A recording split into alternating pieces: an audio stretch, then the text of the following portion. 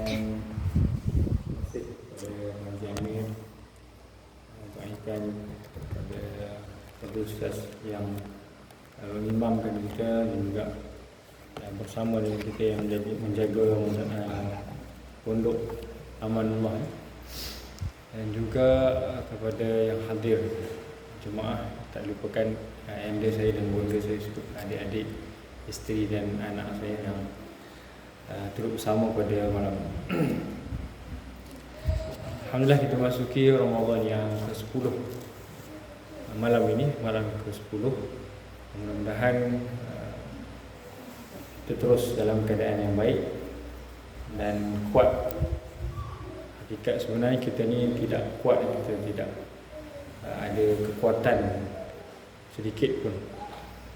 Apatah lagi bila diminta untuk menahan makan dan minum, maka disitulah kita doa kepada Allah Subhanahu Wa Taala, antara lain dengan doa Allahumma a'inna 'ala siyam wal qiyam wa tilawatil Quran. Allah Tuhan kami, bantulah kami untuk berpuasa dan juga solat, bangun solat. Secara khususnya solat yang tidak ada di bulan-bulan lain adalah solat tarawih, dan juga membaca Al-Quran Al-Karim yang sangat digalakkan pada bulan ini. Banyak keistimewaan puasa menurut Islam yang boleh kita kongsikan sebagai penebus dosa-dosa. Satu perbuatan baik adalah mempuasa. Al-Quran Allah Subhanahu Wa Taala menerangkan faedah membuat kebaikan. Ayat 111 dalam surah Hud menyuruh manusia buat kebaikan kerana perbuatan baik itu dapat menghapuskan dosa daripada kejahatan dilakukan. Innal hasanati yudhibun sayyi'at. Ini satu kaedah yang diulang-ulang dalam Al-Quran Al-Karim. Sesungguhnya kebaikan-kebaikan itu dapat menghapuskan dosa-dosa kecil. Disokong oleh hadis Nabi SAW faedah puasa Ramadan ini. Siapa yang berpuasa pada bulan Ramadan dengan mengharapkan redha Allah Subhanahu Wa Taala, maka dosa-dosa yang terdahulu akan diampunkan oleh Allah Subhanahu Wa Taala. Man shoma Ramadana imanan wa ihtisaban ghufira lahu ma taqaddama min dhanbi. Ini peluang keampunan dosa-dosa yang Allah Subhanahu Wa Taala berikan kepada kita. Dengan syaratnya kita ikhlas mengharapkan redha Allah Subhanahu Wa Taala. Dengan syaratnya kita ikhlas mengharapkan rahmat dan kasih Allah Subhanahu Wa Taala. Apabila Allah Subhanahu Wa Taala menyuruh kita untuk meninggalkan di siang harinya, memenuhi nafsu kita makan dan minum serta syahwat suami isteri, maka di situ kita seolah-olah tersentak dan tersedar siapakah diri kita, hamba Allah Subhanahu Wa Taala, dan betapa lemahnya kita selaku hamba Allah Subhanahu Wa Taala. Jadi ini peluang dosa-dosa kita diampunkan oleh Allah Subhanahu Wa Taala. Dalam hadis lain Nabi SAW mengingatkan Jumaat ke Jumaat, Ramadan ke Ramadan, dihapus pengampunan dosa-dosa oleh Allah Subhanahu Wa Taala. Jadi itu yang kita harapkan. Maksudnya dari sudut minggu, dari sudut bulan, dan juga dari sudut tahunan, juga kita mengharapkan keampunan dan keampunan kepada Allah Subhanahu Wa Taala. Kita ni tidak ada yang lain melainkan hamba-hamba Allah Subhanahu Wa Taala yang berdosa. Nabi SAW mengingatkan kepada kita akan keadaan kita ini. Kullu bani Adam al-khata' wa khairul khata'in at-tawwabun. Setiap anak Adam itu pendosa, dan sebaik-baik pendosa itu mereka yang sentiasa memohon keampunan kepada Allah Subhanahu Wa Taala. Serendah-rendahnya dengan istighfar, dengan keikhlasan, rendah jiwa kita memohon keampunan daripada Allah Subhanahu Wa Taala, dan setinggi-tingginya dengan kita solat, taubat, memohon keampunan daripada Allah Subhanahu Wa Taala.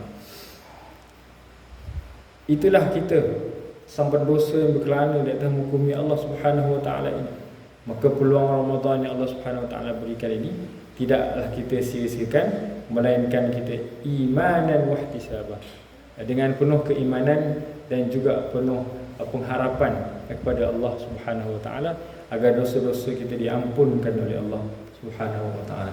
Datang tuan-tuan.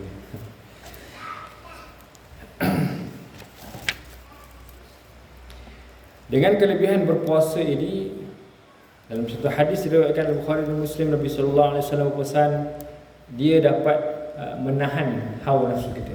Dapat tahan hawa nafsu kita. Kita ni bukan malaikat. Malaikat ni Allah SWT tak bagi nafsu kat malaikat. Nafsu makan tak ada, nafsu syahwat tak ada, semua tak ada. Kita manusia. Bila disebut sebagai dibelenggu syaitan-syaitan itu, tetapi yang tinggal dengan kita adalah diri kita, hawa nafsu kita. Ini yang kita nak bentuk dan kita perlu didik dan bina. Nafsu ni bukan untuk kita lawan sampai dia hancur, dia takkan, dia sentiasa bersama kita. Sebab itu Nabi SAW mengingatkan kepada kita,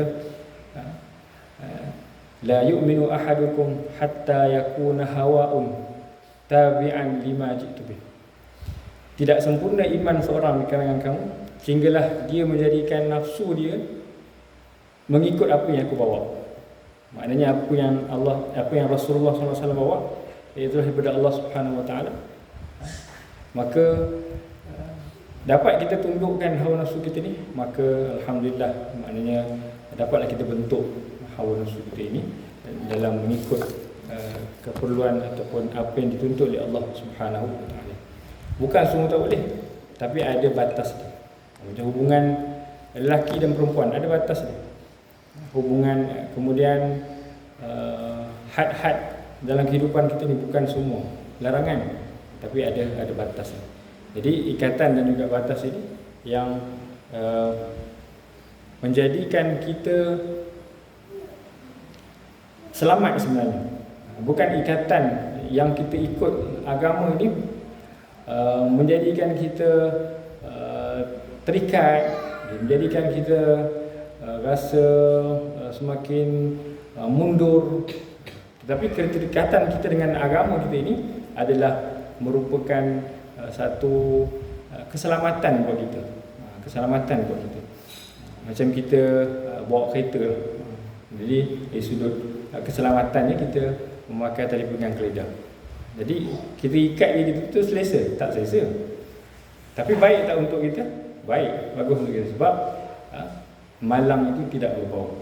Sebab itu begitu juga dengan agama kita. Agama kita nampak macam ini boleh, ini tak boleh, ini boleh, tak boleh. Sebenarnya bukan satu sekatan dan juga satu larangan semata-mata, tapi di sana adalah satu panduan kepada kita. Had ni maknanya batas dia. Sebab apa? Sebab hidup kita ni pun ada batas dia.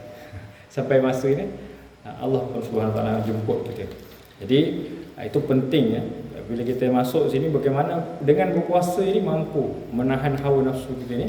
Bagaimana yang sangat terkenal lah, semua kita tahu hadis baginda Nabi sallallahu alaihi wasallam yang berucap, berpidato di depan para pemuda. Yang Nabi sallallahu alaihi wasallam sebut, ya ma'syaras syabab man istata'a minkumul ba'a falyatazawwaj. Wahai pemuda, siapa yang mampu untuk bernikah, maka bernikahlah. Kerana ia dapat menundukkan pandangan kamu dan menjaga kemaluan kamu. Ada dua signifikan di sini. Pertama, pandangan kita. Daripada melihat benda-benda yang haram, dapat dikawal dengan kita berkahwin. Yang kedua, menjaga kemaluan. Menjaga kemaluan kita. Daripada kita melakukan perkara-perkara yang Allah Subhanahu Wa Taala haram, maka dari situ dengan berkahwin Allah Subhanahu Wa Taala halalkan.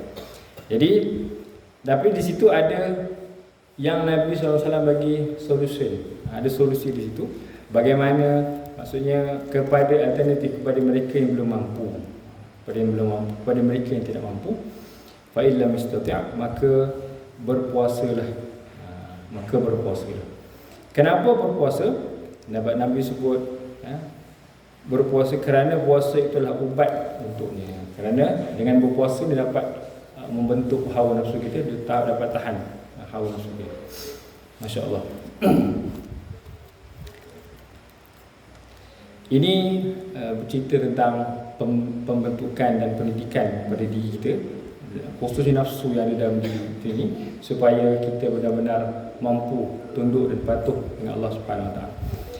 Kita sendiri perasan keadaan kita di dalam bulan Ramadan yang begitu hebat. Allah Subhanahu Wa Taala fardukan dengan berpuasa di siang hari, dengan qiyamnya pada malam hari, dengan memperbanyakkan baca Al-Quran Al-Karim dan juga amalan sedekah dan lain-lain.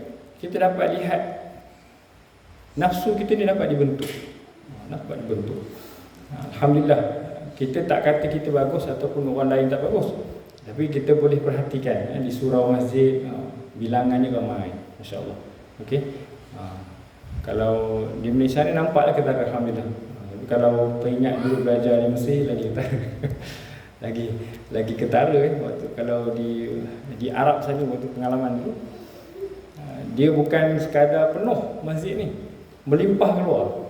Bukan solat tarawih, solat zuhur, solat asar ni. Padahal masjid-masjid tu juga. Masjid-masjid juga. Tapi Ramadan membentuk seseorang tu. Kan, masya-Allah, membentuk jiwa kita. Itu juga dimaksudkan sebagai futihat abwabul jannah wa ghuliqat abwabun nar. Jadi dibuka pintu-pintu syurga itu juga membawa maksud mudah kita nak buat kebaikan, dan juga ditutup pintu-pintu neraka itu membawa maksud kita nak buat kejahatan dan dosa maksiat jadi satu kesukaran atau satu benda yang kita lemah tak semangat, rasa macam nak cakap pun tak selera kan puasa, nak pandang-pandang benda haram pun tak ada semangat, nak ke mana-mana pun tak ada. Sebenarnya terjaga diri, masya-Allah, alhamdulillah. Itu antara kesan kita dengan berpuasa. Baik. Seterusnya dengan berpuasa ini Nabi sallallahu alaihi wasallam mengingatkan satu jaminan. Dengan berpuasa ini Nabi sallallahu alaihi wasallam ingatkan kita bahawa doa orang berpuasa ini diterima oleh Allah Subhanahu Wa Taala. Kena yakin itu. Banyak hadis cerita tentang doa orang berpuasa ni, banyak.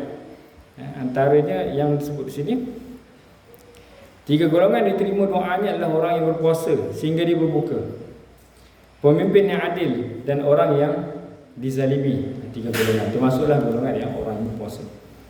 Kalau kita tengok dalam hadis-hadis lain, kita akan mendapati bahawa semua makhluk-makhluk akan mendoakan kepada orang yang berpuasa, baik di darat, baik di lautan. Maksudnya sentiasa mendoakan akan orang-orang yang berpuasa ini.